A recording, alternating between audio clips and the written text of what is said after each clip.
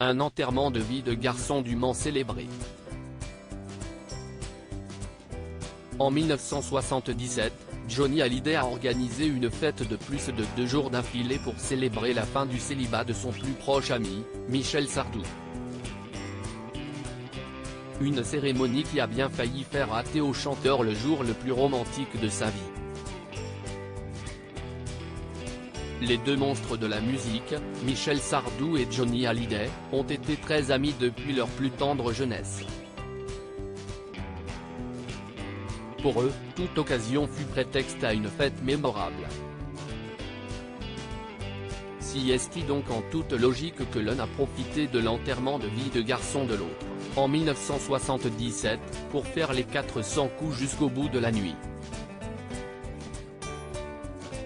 Mais cette fois, les réjouissances avaient bien failli tourner au vinaigre, et Michel Sardou aurait bien pu ne pas être présent à son mariage avec sa deuxième femme, Elisabeth Haas. À cause de 48 heures de fête beaucoup trop arrosées avec son témoin Johnny Hallyday, l'interprète des Lacs du Connemara s'est même réveillé à peine 40 minutes avant l'heure de la cérémonie prévue à la mairie de Neuilly-sur-Seine. Michel Sardou réveillé en direct à la radio, « Je te signale que dans 40 minutes, tu te maries ». Dans Archives secrètes, la face cachée de nos idoles diffusée ce vendredi 12 mai sur France 3, on a pu voir une séquence édifiante datant du 14 octobre 1977 au matin. L'animateur de radio Hubert Wayaf téléphone à Michel Sardou. « Allô, Michel, mon petit gars », lui dit-il. On distingue la voix ensommeillée de l'auteur de la maladie d'amour articulée, de l'autre côté du combiné, « Ne te fous pas de ma gueule, pauvre C. Je n'aille pas dormi pendant 2 jours. » Un éclat de rire, puis l'animateur rétorque, « Je te signale que dans à peu près 40 minutes. » La conversation est interrompue. « Attends, ne quitte pas. Entrez. » Crie Michel Sardou avant de préciser qu'il s'agissait de quelqu'un qui lui apportait le café. Hubert Wayaf poursuit ensuite, « Ah bah, je vais te dire, il était temps. Car je te signale que dans 40 minutes, tu te maries, mon petit gars. » La voix toujours aussi caverneuse, le chanteur s'étonne à peine, « Si est-il merveilleux. Dans 40 minutes ? Attends, ne quitte pas.